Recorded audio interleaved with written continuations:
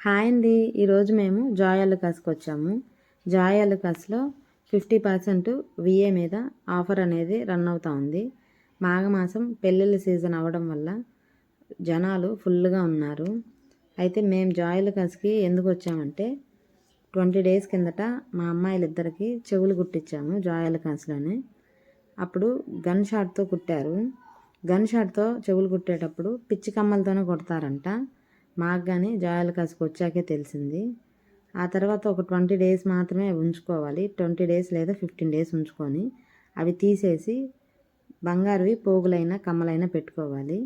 కమ్మలంటే అప్పటికి హోల్స్ పెద్దవి అవ్వవు కాబట్టి పోగులు పెట్టుకుంటే మంచిది.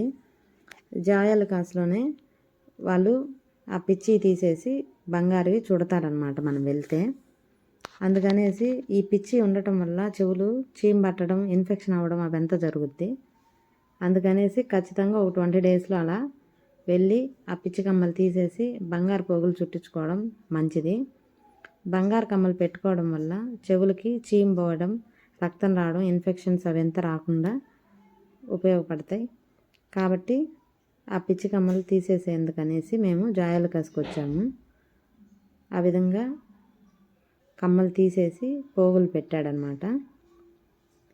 ఈ వీడియో మీకు ఏమైనా ఉపయోగపడుతుందనేసి నేను ఫుల్ వీడియో పెట్టాను.